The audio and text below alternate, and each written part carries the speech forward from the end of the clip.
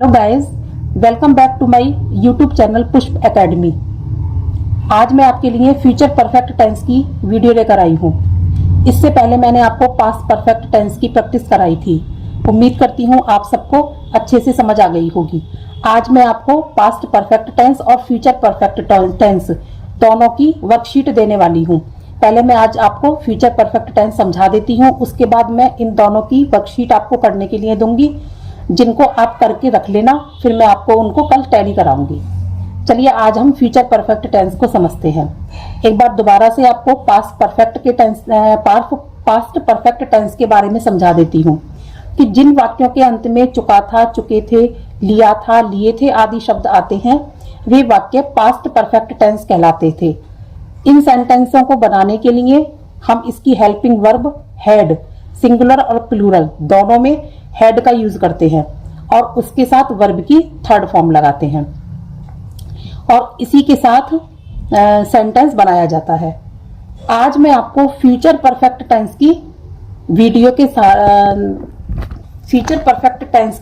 से ये आपको समझाने की कोशिश करूंगी कि फ्यूचर परफेक्ट टेंस कहाँ यूज किया जाता है।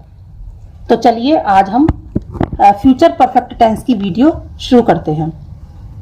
इनको समझने के लिए जिन वाक्यों के अंत में चुका होगा, चुके होंगे, लिया होगा या लिए होंगे आदि शब्द आते हैं, वे वाक्य फ्यूचर परफेक्ट टेंस कहलाते हैं।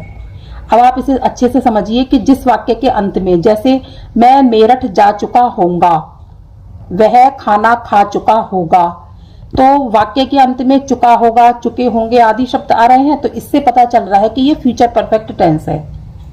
और मान लो हम इसको इसके नाम के तरीके से भी देखें, तो इसको देखें तो इसके नाम से ही क्लियर है कि फ्यूचर मीन्स भविष्य और परफेक्ट मीन्स पूरा, यानी भविष्य में पूरा होने वाला एक्शन।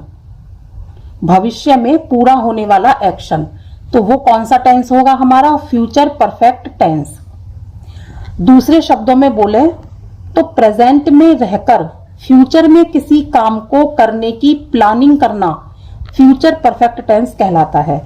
यानी हम हैं तो प्रेजेंट में और हम बात कर रहे हैं फ्यूचर की, तो वो हमारा कौन सा टेंस होगा? Future perfect tense. जैसे मैं आपको एक एग्जांपल से समझा देती हूँ, सोमवार तक वह दिल्ली जा चुका होगा। अब आप देखिए इस वाक्य में उसने प्रेजेंट में रहकर, यानी कि बात तो वो इसी टाइम की, इस टाइम है वो अवेलेबल, और प्रेजेंट में रहकर फ्यूचर में, यानी कि सोमवार तक, जो आने वाला सोमवार है उस तक दिल्ली जाने की प्लानिंग कर रहा है। यानी कि इस वाक्य में प्रेजेंट में रहकर फ्यूचर में दिल्ली जाने की प्लानिंग की है उसने, तो यह हमारा फ्यूचर परफेक्ट टेंस है। यानी कि इसका मतलब यह है कि हम प्रेजेंट में रहकर फ्यूचर में कोई काम करने की बात करते हैं, तो वह हमारा फ्यूचर परफेक्ट टेंस है। अब इसको बनाने के लिए आप फॉर्मूला देख लीजिए। इसके लिए फॉर्मूला में हम क्या करते हैं? सबसे पहले हम लगाते हैं सब्जेक्ट, फिर उसके साथ हमारी helping verb will have. Helping verb इसमें कौन सी आएगी? Will have. सिंगुलर और प्लूरल दोनों में हमारी हेल्पिंग वर्ब विल हैव का प्रयोग होगा इसमें। फिर वर्ब की थर्ड फॉर्म और फिर प्लस ऑब्जेक्ट, यानी कि पास्ट परफेक्ट और प्रेजेंट परफेक्ट टेंस की ही तरह वर्ब की थर्ड फॉर्म यूज होगी। बस थोड़ा सा चेंज इन तीनों में हेल्पिंग वर्ब का होता है, बाकी सबका तीनों का फॉर्मूला एक जैसा ही है। इन वाक्यों में सिंगुलर व प्लूरल दोनों तरह के वाक्यों में हेल्पिंग वर्ब विल हैव का यूज किया जाता है। Will have. अब आप कहेंगे कि इसमें विल हैज क्यों नहीं आ सकता? क्यों इसमें विल हैव इसलिए नहीं आ सकता? क्योंकि हमारे इस सेंटेंस में जो हमारा मेन पर्पस है इस सेंटेंस का, सिंगुलर और प्लूरल से, वो मतलब है हमारा विल से। तो सिंगुलर और प्लूरल दोनों में हमारा विल आता है। भाई सिंगल के साथ भी विल आता है और प्लूरल के साथ भी विल आता है, जैसे ही के साथ भी विल आता है और दे के साथ भी विल आता है। तो इसमें हमारा मतलब विल से है, तो इसलिए हम दोनों के साथ विल लगा देंगे। और जो ये हमने हैव लगाया है, ये हमारा विल में चुका के लिए लगा हुआ है हैव, तो चुका होगा, तो होगा की जो स्पेलिंग है वो हम सिंगल और प्लूरल के हिसाब से लगाएंगे। बाकी हमारा चुका शब्द के लिए दोनों में हैव ही लगेगा, तो हेल्पिंग वर्ब इसकी दोनों में कौन सी हो गई, विल हैव। इसलिए यहां हम विल हैज यूज ना करके विल हैव यूज करते हैं। तो आपकी बात क्या क्या समझ में आई। और एक बात और, इसमें आई व वी के साथ भी विल का ही यूज होता है, शैल का नहीं। जैसे मैंने आपको अपनी पिछली वीडियो में समझाया था कि फ्यूचर टेंस में हम आई व वी के साथ शैल यूज करते हैं, लेकिन यहां हम आई व वी के साथ विल का ही यूज करेंगे। वैसे नॉर्मली और फ्यूचर टेंस में भी आप आई और वी के साथ विल भी यूज कर सकते हैं, क्योंकि पहले हम शैल यूज करते थे और आजकल हम इंग्लिश ग्रामर में शैल की जगह विल यानी कि आई व वी में भी विल का ही प्रयोग कर सकते हैं। तो इसलिए आई व वी के साथ भी विल का ही प्रयोग करेंगे। नेगेटिव टेंस में विल के तुरंत बाद नॉट का यूज करते हैं, यानी कि दोनों हेल्पिंग वर्ब विल हैव के बीच में नॉट लगाते हैं। जैसे हमारी कौन सी हेल्पिंग वर्ब है, विल हैव, तो इसके बीच में नॉट लगाएंगे, यानी कि विल के तुरंत बाद। तो क्या हो जाएगा, विल नॉट हैव। अब इसको आप फॉर्मूला से समझ लीजिए। सबसे पहले सब्जेक्ट, फिर हेल्पिंग वर्ब विल हैव है, तो विल और हैव के बीच में हम नॉट लगाएंगे। क्या हो जाएगा फिर, सबसे पहले सब्जेक्ट, फिर विल, फिर नॉट, फिर हैव, फिर वर्ब की थर्ड फॉर्म और फिर ऑब्जेक्ट। यानी कि नेगेटिव टेंस में विल के तुरंत बाद नॉट का प्रयोग करते हैं। इंटेरोगेटिव टेंस में सब्जेक्ट के पहले विल व सब्जेक्ट के बाद हैव लगाते हैं। जैसे हमारी हेल्पिंग वर्ब कौन सी है, विल हैव, तो सब्जेक्ट के पहले, और सब्जेक्ट कौन सा है हमारा, यू, तो सब्जेक्ट के पहले हमने विल लगा दिया और सब्जेक्ट के बाद हमने विल हैव लगा दिया। तो क्या हो गया, ये विल यू हैव। अब आप इसको दोबारा एक बार फिर से समझ लीजिए कि जिन वाक्यों के अंत में चुका होगा, चुके होंगे, लिया होंगे या लिए होंगे आदि शब्द आते हैं, वे वाक्य फ्यूचर परफेक्ट टेंस कहलाते हैं। इनके नाम से ही क्लियर है कि फ्यूचर मीन्स भविष्य और परफेक्ट मीन्स पूरा, यानी भविष्य में पूरा होने वाला एक्शन। दूसरे शब्दों में हम बोलें तो प्रेजेंट में रहकर फ्यूचर में किसी काम को करने की प्लानिंग करना फ्यूचर परफेक्ट टेंस कहलाता है। जैसे सोमवार तक वह दिल्ली जा चुका होगा, इस वाक्य में उसने प्रेजेंट में रहकर फ्यूचर में यानी कि सोमवार तक दिल्ली जाने की प्लानिंग की है, तो यह फ्यूचर परफेक्ट टेंस है।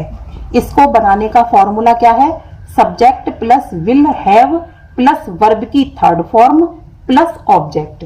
इन वाक्यों में सिंगल व प्लूरल दोनों में हेल्पिंग वर्ब विल हैव का प्रयोग किया जाता है।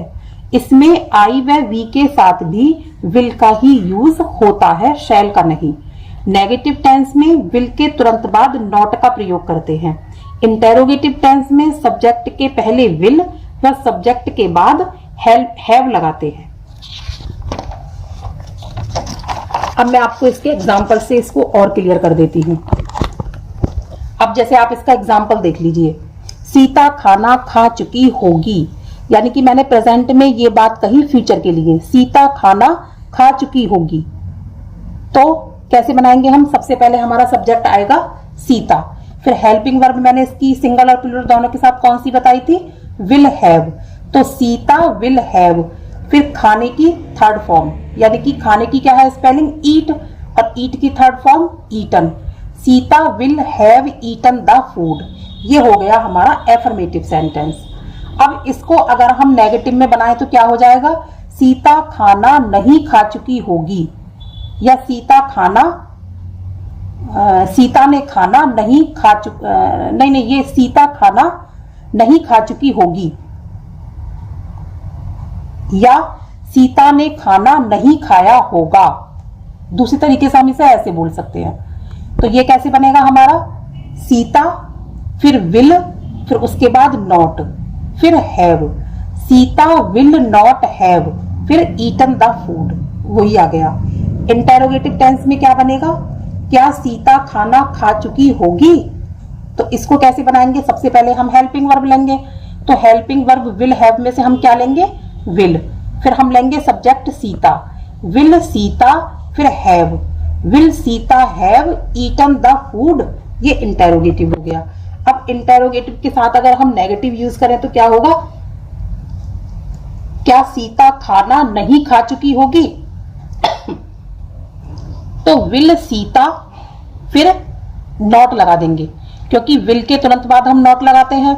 तो will Sita not have eaten the food, will Sita not have eaten the food, ये नेगेटिव प्लस इंटेरोगेटिव टेंस हो गया हमारा। अब एक ही सेंटेंस को हमने चार तरीके से समझा। सीता खाना खा चुकी होगी, Sita will have eaten the food, affirmative. Sita खाना नहीं खा चुकी होगी, Sita will not have eaten the food, negative tense. क्या सीता खाना खा चुकी होगी, will Sita have eaten the food, interrogative tense. क्या सीता खाना नहीं खा चुकी होगी, will Sita not have eaten the food, interrogative plus negative tense. अब इसके कुछ और एग्जांपल्स के द्वारा मैं आपको ये क्लियर कर देती हूँ। जैसे हमने एक सेंटेंस लिया, हम बाजार नहीं जा चुके होंगे। अब मैं इसके पहले आपको एक बार फिर से समझा देती हूँ कि आप मेरी शुरू से लेके अगर अब तक की वीडियोस को पूरा देखेंगे तो आपको ये सेंटेंस अच्छे से क्लियर हो जाएंगे। क्यों? क्योंकि अगर हमें प्रेजेंट परफेक्ट अच्छे से हमने समझ लिया है, उसके बाद पास्ट परफेक्ट समझ लिया है, तो तभी हमें फ्यूचर परफेक्ट टेंस के बारे में जानकारी होगी। तो इन टेंसेस को समझने के लिए आप मेरी प्रीवियस वीडियो को सही से ध्यान से देखें। उसके बाद अगर आप अगली वीडियो करते हैं तो आपको अच्छे से समझ आएगी, और मेरी वीडियो को लास्ट तक देखने से आपको पूरा क्लियर हो जाएगा। तो हम पहला सेंटेंस लेते हैं, हम बाजार नहीं जा चुके होंगे। तो कैसे बनेगा? सबसे पहले हमने सब्जेक्ट लिया वी, फिर ये नेगेटिव सेंटेंस है हमारा, तो हेल्पिंग वर्ब हम कौन सी लगाएंगे? विल। वी विल, फिर नॉट लगा देंगे। We will not have gone to market, go की थर्ड फॉर्म लगा दी gone. We will not have gone to market, हम बाजार नहीं जा चुके होंगे। दूसरा है हमारा, क्या तुम शाम तक कपड़े धो चुके होगे? अब ये हमारा इंटेरोगेटिव टेंस है, तो इंटेरोगेटिव में हम क्या करते हैं? सबसे पहले हम हेल्पिंग वर्ब लगाते हैं। तो विल, फिर सब्जेक्ट आया हमारा यू, फिर have. Will you have washed the clothes शाम तक, बाई इवनिंग। अब हमारा यहाँ शाम तक है, तो तक के लिए हम यहाँ टिल नहीं लगाएंगे, क्या लगाएंगे? By, by evening. और अगर शाम से पहले है तो क्या लगाएंगे? Before evening. तो ये हमारा क्या हो गया? Will you have washed the clothes by evening. जुलाई से पहले मैं घर वापस आ चुका हूंगा। जुलाई से पहले, तो सबसे पहले मैं घर वापस आ चुका हूंगा, तो आई विल हैव कम बैक, मैं घर वापस आ चुका हूंगा, टू होम। जुलाई से पहले, before July, I will have come back to home before July. यानी कि सब्जेक्ट लिया पहले हमने आई, फिर हेल्पिंग वर्ब विल हैव, फिर आने की क्या है? कम, फिर वापस के लिए back, to home before July. हम पढ़ाई कर चुके होंगे, हम के लिए वी, फिर हमारी helping verb will have studied, we will have studied, यानी कि स्टडी की third form, we will have studied. क्या कल तक वे आ चुके होंगे? तो इंटेरोगेटिव टेंस है तो क्या लगाएंगे? Will. Will they have come by tomorrow, आने वाले कल के लिए हम क्या लगाते हैं? टुमारो। तो will they have come by tomorrow, क्या वे कल तक आ चुके होंगे? अगले महीने तक मैं यह किताब पढ़ चुका हूंगा, चुका होऊंगा यानी कि फ्यूचर परफेक्ट टेंस। तो कैसे बनाएंगे? सबसे पहले हम लेंगे सब्जेक्ट आई, फिर विल हैव, फिर पढ़ने की थर्ड फॉर्म रीड, यह किताब तो दिस बुक। अगले महीने तक तो by next month, I will have read this book by next month. ये मैंने आपको कुछ और एग्जाम्पल्स के द्वारा इसको क्लियर कर दिया। अब आप इसकी प्रैक्टिस कीजिए। इसको करने में अगर आपको कोई भी परेशानी होती है तो वो आप मुझे कमेंट बॉक्स में पूछ सकते हैं। और कल इसकी प्रैक्टिस करने के बाद मैं आपको 2 वर्कशीट दे रही हूँ। वर्कशीट वर्कशीट 6 तो है पास्ट परफेक्ट टेंस की, जो 3 दिन पहले मैंने आपको पास्ट परफेक्ट समझाया था, ये उसकी वर्कशीट है। एक बार सारी सेंटेंसेस पढ़ देती हूँ। मेरे पहुंचने से पहले सीता ने अपना काम कर लिया था, पास्ट की बात हो गई। अब आपको इसमें यह ध्यान देना है कि पहले कौन सा एक्शन हुआ है और बाद में कौन सा एक्शन हुआ है। जो पहला एक्शन हुआ है वो तो बनेगा हमारा पास्ट परफेक्ट टेंस में, और जो दूसरा एक्शन है वो बनेगा हमारा पास्ट इंडेफिनिट टेंस में, जो मैं आपको पिछली वीडियो में बता चुकी हूँ। दूसरा सेंटेंस है पिताजी दफ्तर नहीं जा चुके थे, उसके जाने से पहले मैं कानपुर से आ चुका था। ये थर्ड सेंटेंस। फोर्थ क्या है, क्या हम पिक्चर देख चुके थे। फिफ्थ है सूरज छिपने से पहले वह खाना खा चुकी थी। ये फर्स्ट एक्शन है और सूरज छिपने से पहले ये दूसरा एक्शन है, यानी कि सूरज बाद में छिपा था, वह पहले खाना खा चुकी थी। गांव जाने से पहले वह मेरी किताब वापस कर गया था या कर चुका था, एक ही बात है। क्या हम पार्क में इकट्ठा हो चुके थे। जब मैं पहुंचा वे चाय पी चुके थे। क्या नितिन दिल्ली से वापस आ चुका था।